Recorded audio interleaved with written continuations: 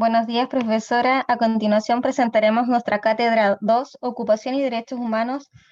Los integrantes son Daniela Cares, Kevin Jerez, Paula Fuentealba y Mariana Cartes. Introducción. En esta cápsula audiovisual hablaremos sobre las ocupaciones y su composición histórica. Luego analizaremos una de ellas, hablaremos de las ocupaciones transculturales, su concepto, lo que nosotros entendemos de ella, y luego realizaremos un ejemplo para completar la información mencionada. También hablaremos sobre las ocupaciones colectivas, describiéndolas, mencionando sus elementos y características, y mencionando el enfoque que tendríamos como terapeutas ocupacionales con esta área. Y hablaremos sobre la noticia, iniciativas buscan brindarle apoyo a los adultos mayores en medio de la pandemia del COVID-19 desde una mirada de derechos humanos.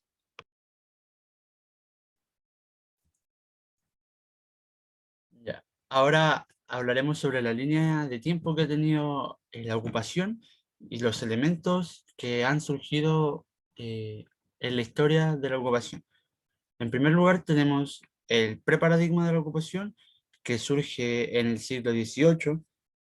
Este paradigma eh, tiene un enfoque principalmente a personas con afecciones mentales. El creador de este paradigma, Philip Pinel, quien también es el padre del tratamiento moral, consideraba que estas personas aún tenían un grado de autodeterminación. Eh, Su principal objetivo era la participación en tareas y actividades de la vida cotidiana, ya sea, no sé, carpintería, que se lavaron los dientes.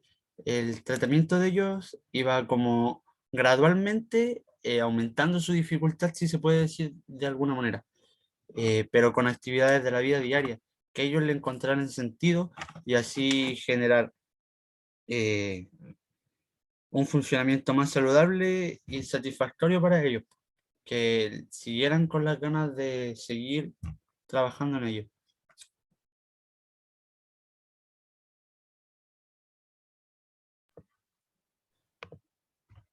A comienzos del siglo XX surge el paradigma de la ocupación. En este paradigma inicia la terapia ocupacional, la cual se identificó a sí misma como una disciplina que aprecia la importancia de la ocupación en la vida del ser humano, que atiende a los problemas relacionados con la interrupción de la ocupación y utiliza a la misma como una medida terapéutica. El paradigma de la ocupación se encuentra orientado por los principios del tratamiento moral, la salud y la dignidad humana. Mary Reilly dio su punto de vista diciendo que los sujetos se desarrollan a través de varios aspectos del juego y del trabajo. La salud y la adaptación humana tienen una relación esencial.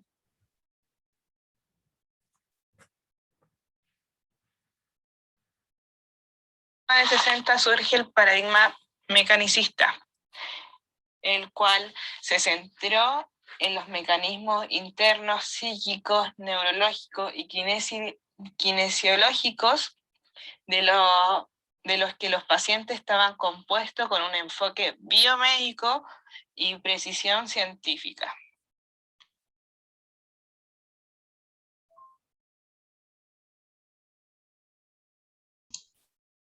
Paradigma contemporáneo. Surge a finales de los 70. Proporciona oportunidades en la ocupación, modifica ambientes, proporciona dispositivos técnicos, realiza orientación y resolución de problemas. Tiene una perspectiva de mejorar o reformar conductas inapropiadas o afecciones física-mental. Además tiene un enfoque biopsicosocial bajo un marco normalizador.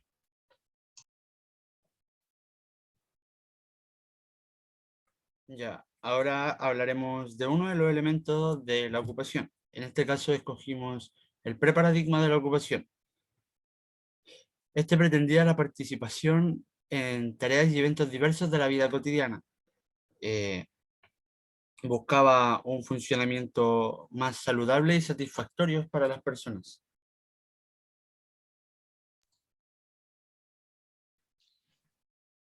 Además, se centraban en actividades. Se esperaba que al realizarlas mantuvieran un control de sus afecciones, como por ejemplo la carpintería, las actividades campestres, pinturas, artesanías, literatura, música, entre otros.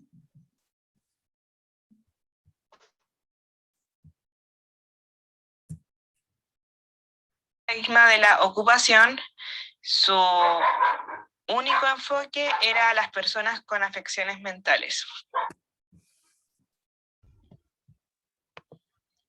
El paradigma de la ocupación también consideraba que éstas tenían un grado de autodeterminación.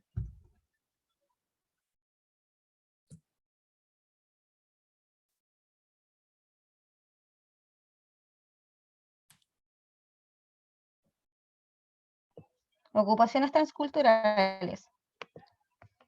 Transcultural es el fenómeno que afecta a varias culturas o a sus relaciones.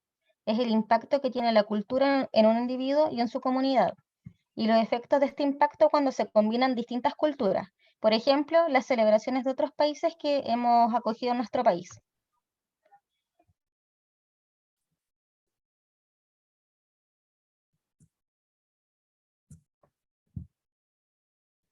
Cultura es modo de vida, tradiciones, costumbres y conocimiento.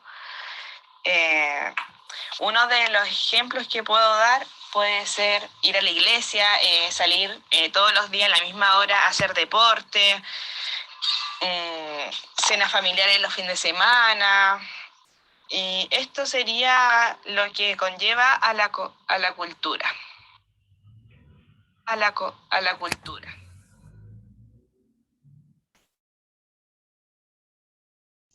Diversidad. Reconoce y legita las diferencias culturales entre diversos grupos humanos. Esto quiere decir que las personas tienen perfiles o características que los distinguen y se aceptan, ya sea género, raza, nacionalidad, edad, discapacidad, orientación sexual, etc. Lo situado. Es un paradigma que contesta que el conocimiento es producto de la actividad y contexto y la cultura en el que se desarrolla. Este es un aprendizaje social más que un aprendizaje individual. Un ejemplo de esto sería, no sé, niños que aprenden en las clases. Distintos niños aprenden las mismas cosas, pero no sé, el que sea una clase online y las otras clases que sean presenciales,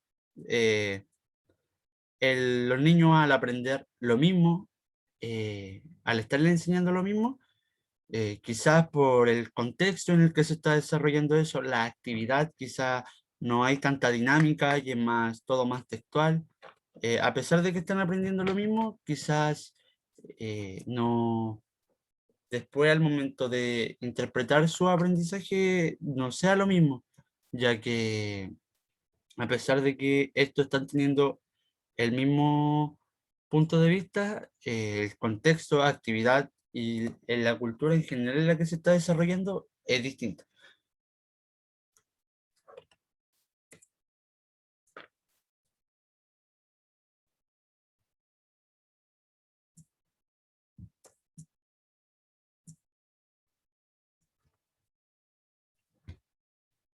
Ocupación colectiva. La ocupación colectiva se relaciona con el sentido de comunidad, genera cohesión en torno al bienestar o al malestar dependiendo del contexto socio-histórico donde se construye.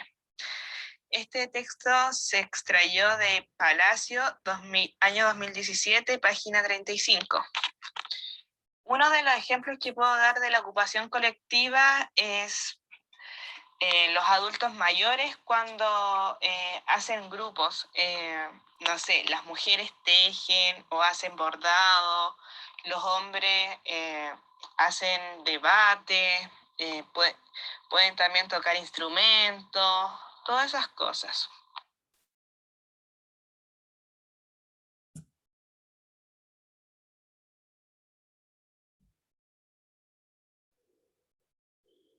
Elementos de la ocupación colectiva.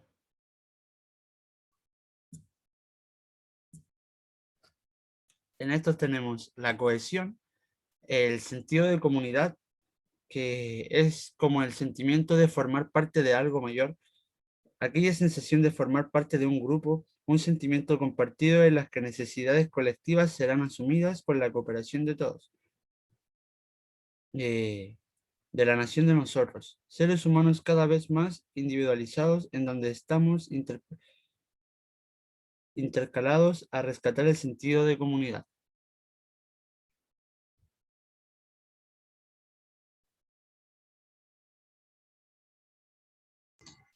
Bienestar. Satisfacción de las personas, donde predominan los estados de ánimos positivos. Esto surge cuando un individuo y su entorno se encuentran en condiciones óptimas.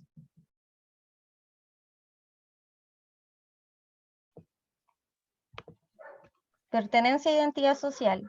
Es el sentimiento de haber invertido parte de sí mismo en la comunidad. Esto implica, entre otros, la delimitación de quiénes son o no son los miembros, la existencia de un sistema de símbolos compartidos, la experiencia de seguridad emocional y el sentimiento de identificación.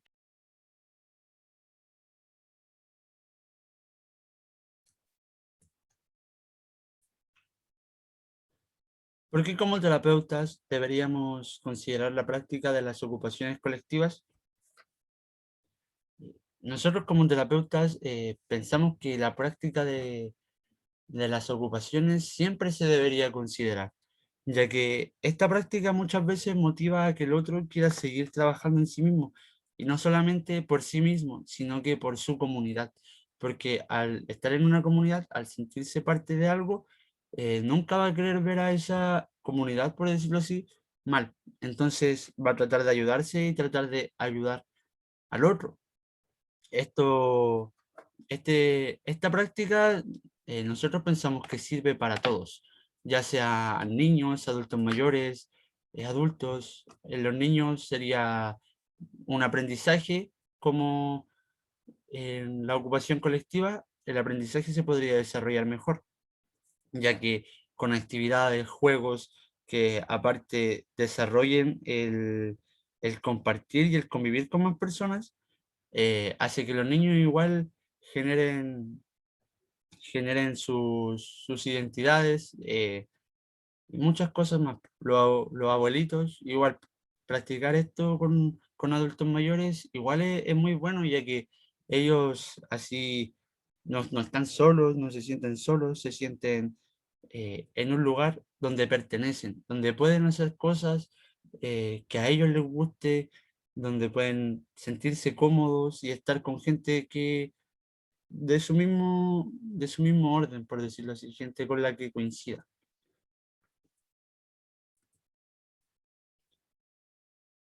Ocupación y derechos humanos. Características de los derechos humanos de la noticia. Iniciativas buscan brindarle apoyo a los adultos mayores en medio de la pandemia del COVID-19.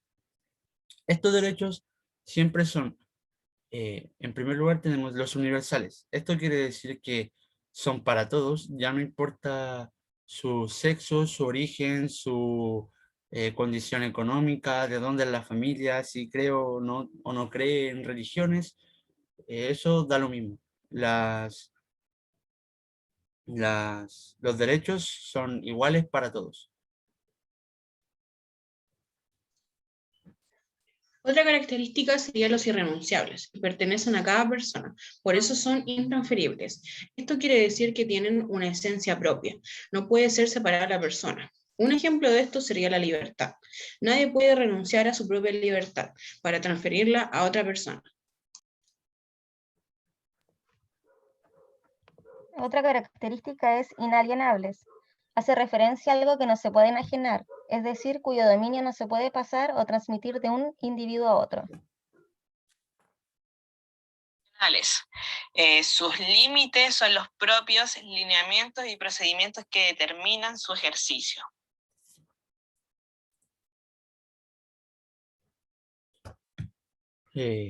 Derechos humanos relacionados a la situación de la noticia que analizamos con nuestros compañeros. Los derechos que nosotros aquí pusimos los derechos que más se relacionan con los que vimos que están en la noticia. En primer lugar, tenemos el primer derecho: todos los seres humanos nacen libres e iguales en dignidad y derecho, y dotados como están de razón y conciencia, deben comportarse fraternalmente los unos con los otros. En la noticia este derecho no se hacía muy presente, en los adultos mayores, ya que muchas veces por sus situaciones económicas eran dejados en asilos y no eran vistos como un igual. Es por esto que las personas se olvidaban de ellos y lo ponían en lugares donde no se sentían cómodos. Aquí el derecho de la igualdad y dignidad eh, está siendo vulnerado para los abuelos, ya que por una condición económica, porque ganó o no ganó tantos ingresos, eh, el asilo en el que tal vez los dejaron no es tan bueno, o es muy bueno o no es tan bueno. Y eso está mal, porque todas las personas deberían ser iguales. Y acá no se ve eso, solamente se ve el tema económico. Igual que el tema de libres, acá ellos no están siendo libres porque muchas veces los abuelitos son abandonados por los hijos o por los familiares y tienen que quedarse en un asilo donde ellos no están cómodos, no están bien, pero tienen que quedarse ahí porque muchas veces no tienen otra opción.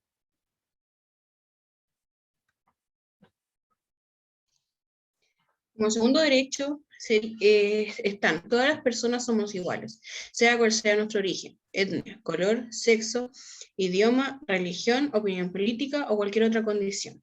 En cuanto a este derecho se ha pasado a llevar muy notoriamente, con el solo hecho de las distintas clases sociales, en las cuales se hacen notar en las condiciones de vida de los distintos adultos mayores, en sus tratamientos y sus situaciones precarias en las que tienen que vivir la mayoría.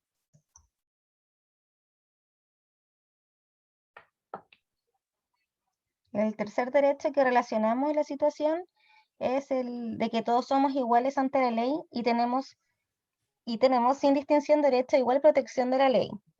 En la situación de la noticia, este derecho no es de igual manera para todos, ya que existe una notable distinción en el trato de los adultos mayores, que los adultos mayores reciben. Esto le define muchas veces su situación económica. Derechos. Toda persona tiene derecho a un nivel de vida adecuado. Situación de la noticia. Este derecho no se hace presente debido a que muchos adultos mayores viven en una situación muy precaria. En esto nos podemos dar cuenta en que las pensiones son muy bajas, o sea, los adultos mayores tienen que salir a trabajar, no pueden costear todos sus medicamentos o sus necesidades básicas. También vemos que muchos hijos dejan botados a sus padres, no se quieren hacer cargo, sienten que es un estorbo. Entonces se ven muchas situaciones en la gente de adulta mayor. Derechos. Toda persona tiene... Claro, como vimos en la noticia, decía que don Oscar, al no recibir una buena pensión, que recibía 30.000 pesos y de mitad se la daba a su hija, tenía que salir a pedir plata en las calles. Y esto no está bien porque una pensión de 30.000 pesos a nadie le alcanza para nada. Entonces aquí el nivel de vida adecuado para don Oscar no existe. Él tenía que seguir trabajando a pesar de su edad, seguir mendigando, por decirlo de alguna manera, para poder costearse su remedio o lo que necesitaba. Entonces los derechos de él, o este derecho particular de él, estaba siendo fuertemente vulnerado. ¿Cómo abordaríamos esta situación como terapeuta ocupacional? Nosotros, como terapeutas, haríamos realmente hacer valer sus derechos a estas personas de tal manera que estos nunca más vuelvan a ser vulnerados. ¿Cómo? Interactuando e influyendo de tal manera en sus vidas que no les sea necesario llamar para pedir ayuda o compañía, al hacer alguna dinámica que los involucre en la sociedad. Además, actividades en las que se sientan importantes y a la vez ayuden a su motricidad y salud mental.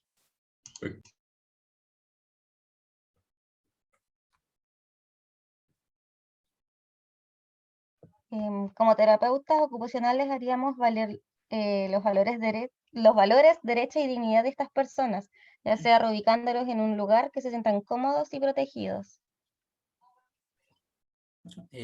también como terapeutas abordaríamos esta situación creando fundaciones o cambiando las que hay, modificándolas, para que éstas sean unas fundaciones acogedoras donde respeten a los adultos mayores y sean atendidos de la manera correcta, dependiendo de cada necesidad de cada adulto mayor que esté ahí, siendo valorado y tratado siempre con el debido respeto que merece y dándole la rehabilitación o, o tratamiento que la persona requiera.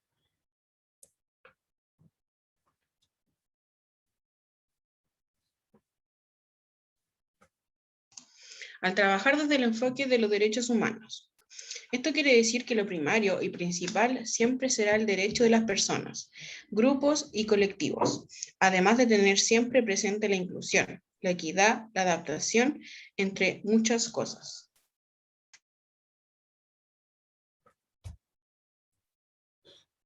Bueno, como conclusión de este trabajo, hemos hablado de las ocupaciones colectivas, la que la componen esta ocupación y sus diferentes aspectos.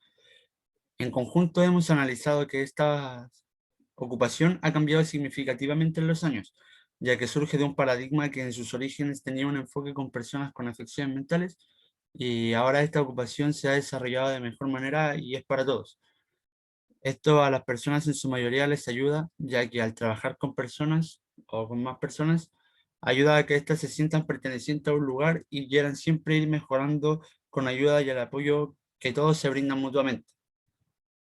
También analizamos la noticia, iniciativas buscan brindarle apoyo a los adultos mayores en medio de la pandemia del COVID-19 desde una mirada de la ocupación y los derechos humanos.